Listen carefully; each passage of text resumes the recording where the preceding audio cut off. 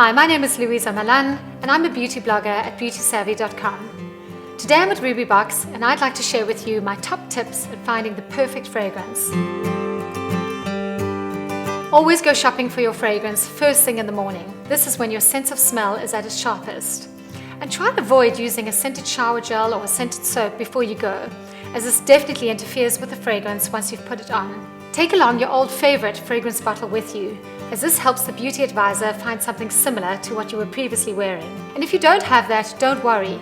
Try and identify some notes which you really like. And by notes I mean individual smells within a fragrance.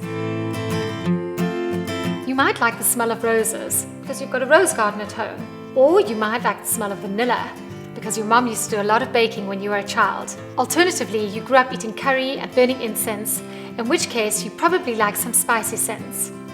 Either way, try and find some notes that eventually bring you down to one of these 5 fragrance categories.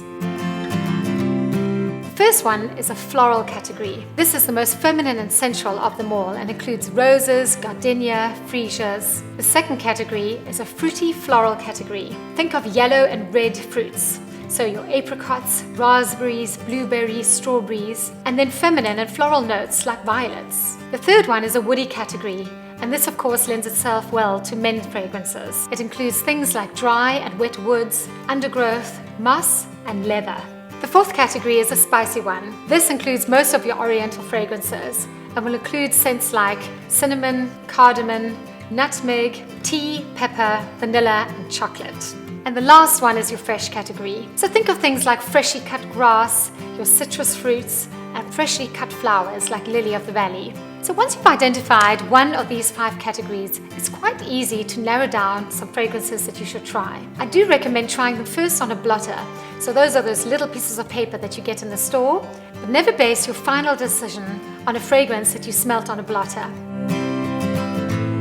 Once you've narrowed it down to 2 or 3 fragrances that you think you might like, apply them to a heat-sensitive spot, such as your wrists or maybe just above your elbow. And once you've done that, walk away. Spend 10 to 15 minutes browsing in the store, walking around, but allow the fragrance to settle. Any good quality fragrance will be multifaceted and it needs time to open and develop. We talk about an olfactory pyramid. So the fragrance or the smell that you first smell once you've sprayed it on your skin is called the top note. And this is definitely not what you're going to be smelling for the rest of the day. Once it's had time to settle, it'll open the heart note. And we often find the highest concentration of the ingredients in this section. And finally, right at the end, it'll settle on the base note. And this is what you're going to smell for the rest of the day. I have a few tips here. The strongest one is not necessarily the best one. In fact, more than likely, it's probably a little overpowering for you. Always remember that a fragrance should never lead, it should trail. It's when you leave the room that someone should go, "Oh, what was she wearing?" Then you know you've got it right. So I hope that's been helpful and good luck with finding the perfect fragrance for yourself.